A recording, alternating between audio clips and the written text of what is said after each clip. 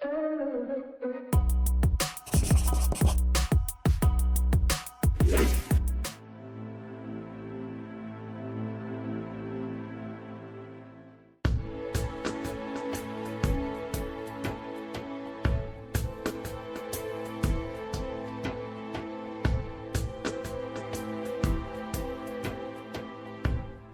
choisi d'être plutôt le plus indépendant possible. Donc pour avoir le plus de liberté et l'énergie possible et surtout la vitesse. C'est-à-dire que quand on travaille avec un éditeur, il faut attendre, il y a des rendez-vous, il y a tout un processus qui est très bien, avec qui je travaille quand je travaille avec des éditeurs et que j'accepte. Et il y a des fois, il y a des projets qui me semblent ne pas avoir besoin d'éditeurs ni de support. C'est surtout que les supports n'existent pas. Par exemple, quand je fais des livres qui sont en grand format, des choses comme ça, je pense qu'il n'y a pas beaucoup d'éditeurs qui me suivraient. Du coup, j'ai décidé de couper tout ça, disons d'aller plus vite, quoi.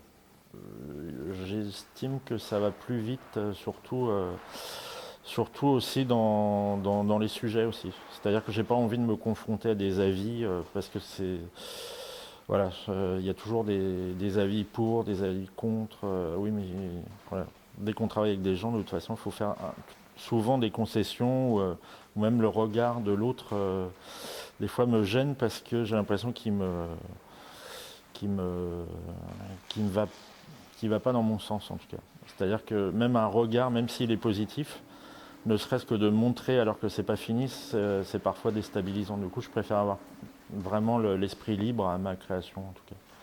J'aime bien en fait cette liberté artistique, ou même dans le théâtre en fait, quand il fait des décors. Évidemment, quand on m'a proposé de faire des décors de théâtre, j'ai pensé tout de suite à cette liberté aussi de faire des supports complètement différents et c'est surtout des formats différents. C'est-à-dire que quand on passe par exemple de la bande dessinée ou du format livre à des grands décors, des constructions, des choses comme ça n'a plus la même échelle. Du coup, ça n'a plus la même énergie et puis là, ça permet en fait de travailler aussi avec des gens, avec des techniciens, avec des metteurs en scène, avec d'autres médiums en tout cas. C'est intéressant de se laisser aller et ne pas rester, enfin pour moi, ne pas rester dans un domaine. Parce que sinon je m'étouffe un peu je me noie un peu dans mes automatismes. Alors que quand je rencontre des gens, des metteurs en scène, des choses comme ça, en fait ça permet aussi de me décrasser un peu, d'attaquer la couleur, des choses que j'ai pas abordées. Alors après c'est vrai que moi j'y mets mon univers, donc est-ce que c'est visible pour les gens extérieurs, je sais pas. Mais en tout cas moi ça enrichit mon travail en tout cas. Donc quand j'ai découvert la tapisserie, mon dessin a changé et je l'ai travaillé en fonction des tapisseries aussi. Donc je me nourris un peu tout le temps en permanence. Je ne mange pas le même plat. En fait, ce qui est intéressant, c'est le point de départ. Par exemple, un bout d'anatomie m'intéresse, un bout de corps m'intéresse, une photo de corps m'intéresse. Du coup, c'est vrai que ça s'enrichit, mais c'est toujours les points de départ en fait. Quand j'attaque des sculptures, par exemple, je trouve que c'est intéressant parce que c'est onctueux. En fait, c'est entre les boyaux et les pâtisseries ce que je fais. Et du coup, bah voilà, je me laisse la liberté d'inventer aussi ma propre réalité. Donc c'est pour ça que je pense que mon univers est assez reconnaissable parce que j'ai cette liberté d'inventer mon propre univers.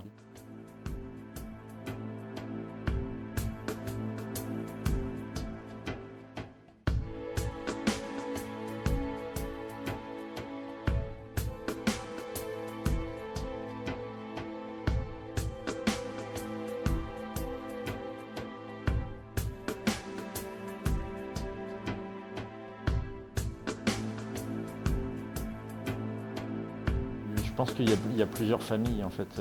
Moi j'ai beaucoup aimé, bon voilà c'est des grandes influences, mais aussi par l'énergie surtout. Des œuvres comme Combas ou voilà, des gens qui ont éclaté un peu par les formats, par la liberté du trait ou l'aspect très généreux en fait. c'est quelque chose qui m'importe assez, ça, d'être généreux dans mes expositions, voilà, quand on rentre dans mon univers, ça doit être dense, je le vois comme ça. Ou quand j'édite aussi des choses, j'aime cette densité en fait.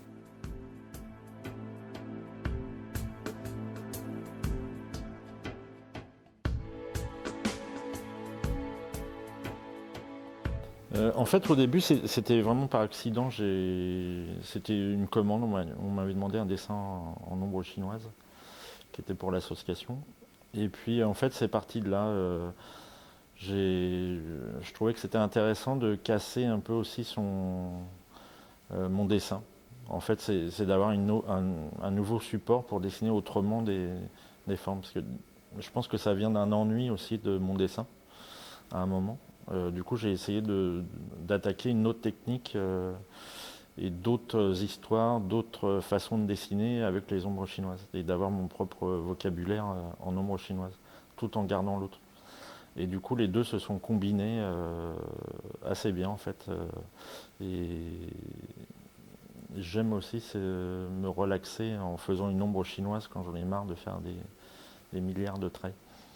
Mais en fait, c'est aussi un moyen de raconter différemment aussi, ou même faire des tapisseries différentes, ou même de faire des pantins, des choses comme ça. En fait, ça se complète. Et c'est comme s'il y avait une œuvre en lumière qui est très colorée. Et puis j'éteins tout et je mets un spot derrière. Et puis il apparaît mon univers, mais en ombre chinoise. Les choix chromatiques sont très simples. En fait, ça vient surtout des couleurs de base de l'impression. Donc même dans mes tapisseries, c'est fait avec très peu de couleurs en fait. Mais c'est vraiment des combinaisons du cyan, du jaune, du rouge, du rose. Enfin voilà. Mais c'est très simple et je trouve que c'est assez radical et efficace dans mon système de dessin. Et c'est surtout que ça, voilà, il y a un côté chatoyant, mais quand on regarde, c'est un petit peu plus sale. Et puis il y a le côté attirant en fait de la couleur pure. C'est un peu, je dis pas que c'est entre guillemets enfantin, c'est faussement enfantin. Donc comme ça j'attire un peu et hop, j'attrape avec mon filet. Le cheminement pour attaquer la sculpture, il est assez simple, c'est que ça me suffit pas. Ça me suffit pas l'œuvre plate du dessin me suffit pas, me suffit plus. Du coup, je suis bien obligé de trouver d'autres façons de créer, et c'est surtout d'aller plus loin en fait, parce que le support papier me suffit plus en fait. Du coup, j'attaque la terre, j'attaque les céramiques, j'attaque des expérimentations avec des fils, etc. Du coup, ça permet d'aller plus loin dans mes recherches en tout cas. Je développe un peu ça depuis des années maintenant. J'adore éditer mes propres livres et j'édite depuis que j'ai une quinzaine d'années, donc ça remonte. Mais en fait, je trouve que le support papier, de faire attention au choix d'impression, le format, etc., c'est aussi des objets de diffusion importants et j'aime faire attention, voilà, à l'objet du papier. C'est un système de diffusion qui est hyper intéressant parce que c'est pas un objet de luxe aussi. Je fais très attention aussi à pas éditer des objets qui deviennent luxe. Alors il y en a, mais ce que j'aime en tout cas avec la tranchée racine, c'est que voilà, c'est des œuvres qui sont imprimées en très grand format à bas prix. Et voilà, c'est comme un journal. Et ça permet aussi de diffuser et d'élargir un peu le public et en même temps d'être un peu entre guillemets politique là-dessus, c'est-à-dire que c'est hyper important aussi de diffuser ce genre d'image et que ça soit accessible.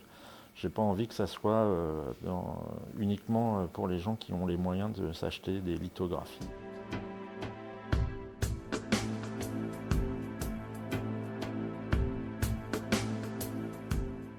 En fait, l'idée c'est en fait, c'est une technique qui s'appelle le lenticulaire. Et alors c'est une vieille technique que qui m'a vraiment influencé. C'est dans les paquets de lessive avant. Il y avait toujours des petits gadgets comme ça, des flip-flaps qui sont faits en deux étapes ou trois étapes qui permettent l'animation. Et du coup, je voulais reprendre ce système qui est assez populaire et qui permet pas mal de choses optiquement. C'est-à-dire qu'on peut donner vraiment du volume à un dessin qui est plat. Du coup, ça rejoint vraiment aussi la sculpture et l'aspect un peu organique, encore un peu plus poussé qu'un dessin plat ou d'une sérigraphie ou d'une lithographie. J'ai l'impression qu'il y a une projection de mon cerveau là-dedans. Mais non, mais je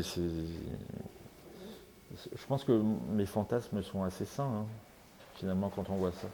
Mais non, mais c'est assez généreux, du coup, c'est la sexualité assez généreuse, l'organe assez généreux.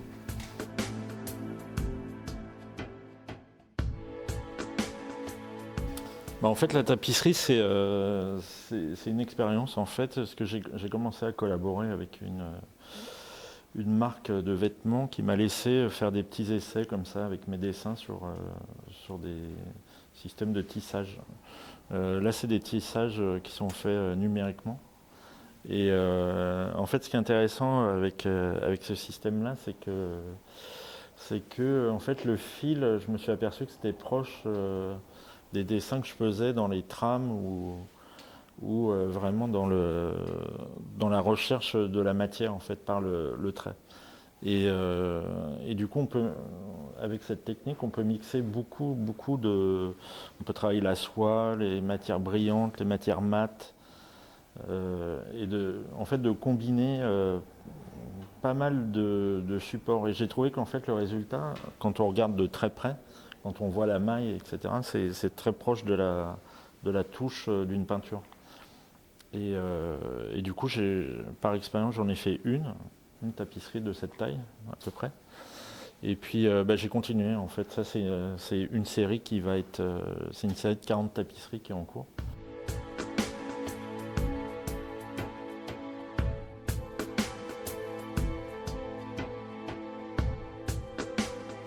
Pour toutes les sculptures, je commence par des dessins. Du coup celui-là, je dessine, comme je disais au tout début, je suis avant tout dessinateur. Du coup, je commence toujours par des dessins et des recherches dessinées, et ensuite j'attaque le volume, ce qui est beaucoup plus simple et ça évite de partir dans des œuvres qui se perdent un peu dans des détails qui ne sont pas très importants et où je perds mon sujet. Du coup, voilà, c'est beaucoup plus simple à suivre. C'est comme vraiment un schéma. Bah là, ça raconte la fatigue de ce côté-là, puisque le personnage est assis ou allongé ou enlaçant un tas de boyaux.